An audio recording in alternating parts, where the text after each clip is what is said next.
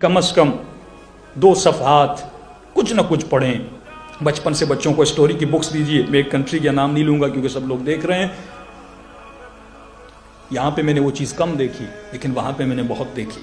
چھوٹا سا ان کا بچہ تھا لیکن ایسے ایسے مجھ سے سوال کر رہا تھا, میں پریشان ہو گیا.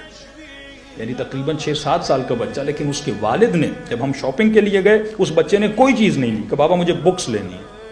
اسٹوری کی بکس لی, کوئی اور بکس لی. یعنی اتنا اس بچے کو اسٹڈی کا شوق تھا. اب جس بچے کو اسٹڈی کا شوق ہوگا, اب آپ اس کو اسلامی بک دیں گے اسلامی بک پڑھے گا, آپ اس کو تفسیر کی بک دیں گے تفسیر کی بک پڑھے گا. لیکن ہمارے بچوں کو کن چیزوں کا شوق ہوتا ہے؟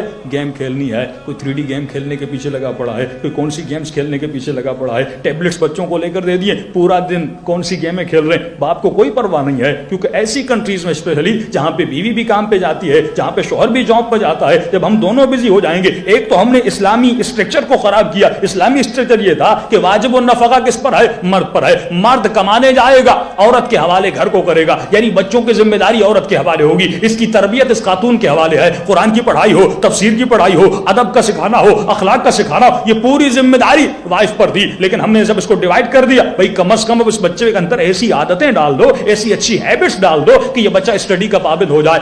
جب والد میں نہیں ہوگی تو بچہ کہاں سے سیکھے گا؟ جب والدہ میں نہیں ہوگی یہ بچی کہاں سے سیکھے گی؟ ایک چھوٹا سا بچہ تھا, وہ بس میں کسی انگریز کی بچی تھی, وہ ٹریول کر رہے تھے, تو اس نے دیکھا ماں بھی اخبار پڑھ رہی ہے اور اس کی جو بچی تھی 5-6 سال کی, وہ بھی بک کھول کے کچھ نہ کچھ پڑھ رہی ہے یا ٹیبلٹس پہ کوئی چیز اسٹڈی کر رہی ہے. تو اس نے فوراً پوچھا, بھائی ہم تھک جاتے ہیں بچوں کو کہہ کہہ کر کہ پڑھو پڑھو پڑھو, ہمارے بچے تو پڑھتے نہیں ہیں.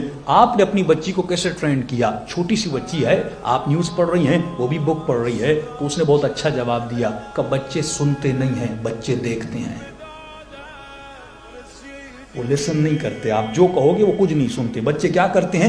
دیکھتے ہیں. جتنا جس عمل میں آپ کو ایکٹیو دیکھیں گے وہی عمل وہ بچے اپناتے ہیں. تبھی فرمایا 7 سال تک تمہارا بچہ بادشاہ ہے, اس کو بادشاہوں کی رکھنا, اور جیسے تمہیں دیکھے گا یہ ویسے عمل کرے گا. 7 سال کے بعد اس کو تھوڑا غلامی میں لانا, یعنی اس کو اپنے روپ میں لانا, اس کو اپنی باتوں میں لانا, یہ تمہاری بات مانے, یہ والدین کی بات مانے. میں مومنین کے گھروں میں جاتا ہوں, بہت کم چیزیں نظر آتی ہیں. بچے زیادہ تر دیکھتے ہیں, ان کا جو فوکس ہوتا ہے وہ دیکھنے پر ہوتا ہے. یہ بچہ ٹی وی دیکھ رہا ہے, وہاں سے لرن کر رہا ہے. یہ بچہ نیٹ پہ جا رہا ہے, وہاں سے کوئی چیزیں پک کر رہا ہے. یہ بچہ سوسائٹی میں جاتا ہے, کچھ چیزوں کو دیکھتا ہے. یہ دیکھتا ہے کہ دوسرے بچے کپڑے کیا پہنتے ہیں, یہ دیکھتا ہے کہ میرے والدین پہنتے کیا ہیں, وہ لڑتے کیسے ہیں, وہ جھگڑتے کیسے ہیں, وہ آپس میں باتیں کیسے کرتے ہیں. اگر ہم حدیث کے ساتھ صرف اپنے گھروں میں پڑھنے کے لیے رکھیں گے, اس حدیث کے ساتھ سے کچھ نہیں سیکھیں گے. لیکن اگر حدیث کے ساتھ کے لفظوں پہ غور کریں گے, دیکھیے سیدہ اپنے بچوں سے کیسے بات کرتی ہے. یا فؤاد قلبی, اے میرے دل کے چین. مولا علی سیدہ سے کیسے باتیں کرتے ہیں, سیدہ مولا علی کو کیسے نام سے پکارتی ہیں. آج بچہ دیکھتا ہے کہ میرا والد اماں کو کیسے پکار رہا ہے, اماں بابا کو کیسے پکار رہی ہے. یہ بچی بچپن سے دیکھتی ہے کہ والدین لڑتے کیسے ہیں, جھگڑتے کیسے ہیں. کل اسی میں وہی چیزیں پائی جائیں گی جو آپ کے وجود میں دیکھیں گی. بچہ دیکھ کر سیکھتا ہے. آپ کے گھروں میں اچھے اچھے بورڈز ہونے چاہیے جن پر آیتیں لکھی ہونی چاہیے, جن پر مولا علی کے فرامین لکھے ہونے چاہیے. آپ کے رومز میں اقوال علی ابن ابی طالب ہونے چاہیے. بچوں کے رومز میں مولا علی کے اقوال ہونے چاہیے کہ یہ بچہ جب نیند سے اٹھے اس کی آنکھیں علی کے فرمان سے منور ہو جائیں. آپ خود جب نیند سے اٹھے آپ کی آنکھیں ان چیزوں سے منور ہو جائیں. لیکن ہماری آنکھیں کن چیزوں سے منور ہوتی ہیں؟ بہت سے اکثر جو تعلیمی کام ہے وہ ہمارے یہاں نہیں ہے. اہل بیت کی زندگی صرف جنگوں تک محدود نہیں ہے. مولا علی کی زندگی کے 63-64 سال, آج مومن نے علی کی زندگی سے صرف جنگ خیبر و خندق کو سنا, صرف غدیر خم کو سنا. 25 سال جو مولا علی اپنے گھر میں غربت کے عالم میں دن گزارے, ہم نے ان دنوں سے کیا سیکھا؟ ہم نے امام حسن و حسین کا صرف صلح سنا. امام حسین کو اگر کیلکولیٹ کر کے مختصر زندگی بیان کی جائے اور زندگی میں ایک روڈ میپ بنایا جائے تو آپ کے ذہن میں امام حسین کیا آتا ہے؟ کربلا, نیزے, خیمے, جو ظلم ہوا امام حسین پر. دوسری زندگی کیا ہوگا جو امام نے اتنی زندگی مکہ اور مدینے میں گزاری؟ 5ویں امام کا کیا ہوگا, 6ٹھے امام کا کیا ہوگا؟ جب تک دین کو لوجیکلی نہیں سمجھیں گے اور اس پر عمل نہیں کریں گے ہمیں فتح ملنے والی نہیں ہے. صلوات پڑھے محمد و آل محمد.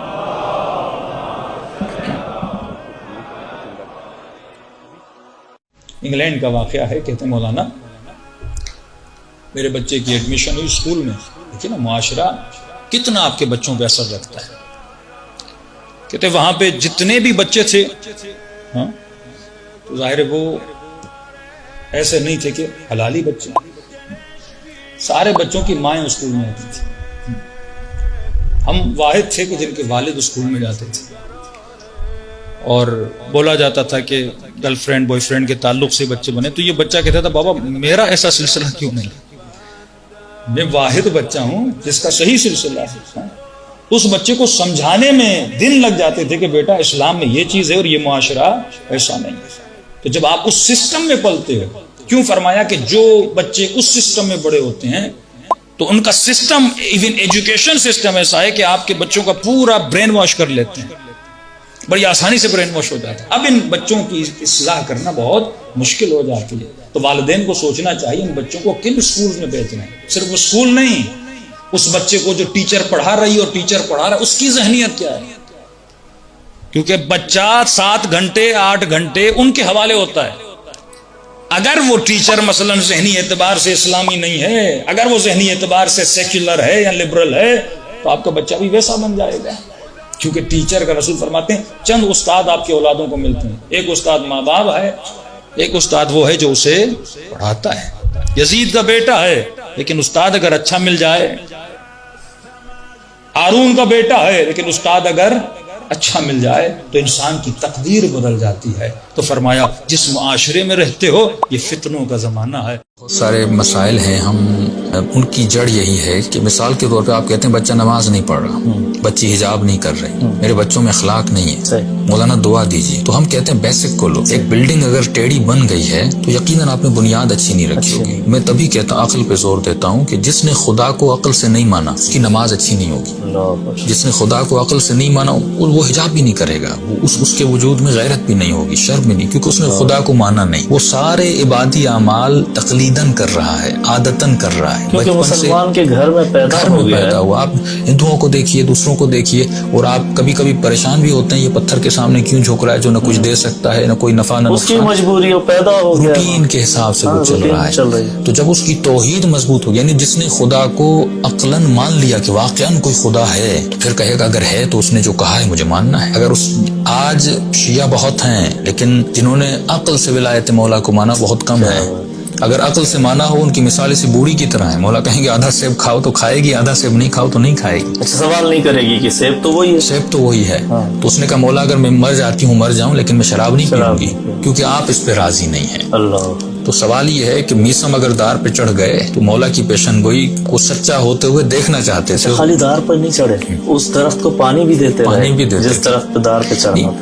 کہتے ہیں کہ یہ منزل کون سی ہے عرفانیت؟ ابھی آپ یہ دیکھیں کہ وہ درخت بہت چھوٹا تھا، مولا نے کہا تھا میسم اس درخت سے تجھے باندھا جائے گا، اللہ۔ تو میسم کہہ سکتا تھا مولا چھوٹا درخت ہے کل کٹ بھی جائے گا، قبلہ ہم لوگ ہوتے تو ہم خود ہی کاٹ دیتے، نہ درخت رہے گا نہ موت آئے گی۔ تو نہیں، وہ انتظار میں تھا۔ اچھا اس میں واقعہ آپ سنیں کہ اس درخت کے ساتھ گھر تھا، میسم کھجوریں بیچتے تھے اور ڈیلی اس گھر کا دروازہ کھٹکھٹاتے تھے، وہ شخص نکلتا تھا اس کو کھجوریں دیتے تھے، تو وہ شخص پوچھتا تھا آپ کیوں دے رہے ہیں؟ تو میسم کہتے ہیں میرے مولا کا فرمان ہے کہ اپنے ہمسائے کا خیال کرو۔ اللہ، کتنی اطاعت علی ابن ابی طالب ہے، ابھی ہمسایہ میسم بنا نہیں، ہوئی نہیں، ان فیوچر ہوگی۔ اللہ۔ تو وہ کہہ رہا آپ نے میرے گھر کے ساتھ گھر لیا؟ کہا نہیں۔ میرے محلے میں رہتے ہیں؟ کہا نہیں۔ کہا پھر کھجوریں کس لیے؟ کہ آپ کو پتہ چلے گا۔ وہ شخص کہتا ہے جب اچھا ڈیلی دیکھتا بھی تھا کہ اس درخت کو آ کر پانی دے، کہتا مجھے تب پتہ چلا جب میں ایک مرتبہ گھر سے نکلا اور اسی میسم کو اس درخت کے ساتھ باندھا گیا تھا، اس وقت میسم نے مسکرا کر کہا اب دیکھا میں تمہارا ہمسایہ بن گیا۔ تو میرے مولا کا فرمان، یقین کی منزل، ہاں یقین کی منزل۔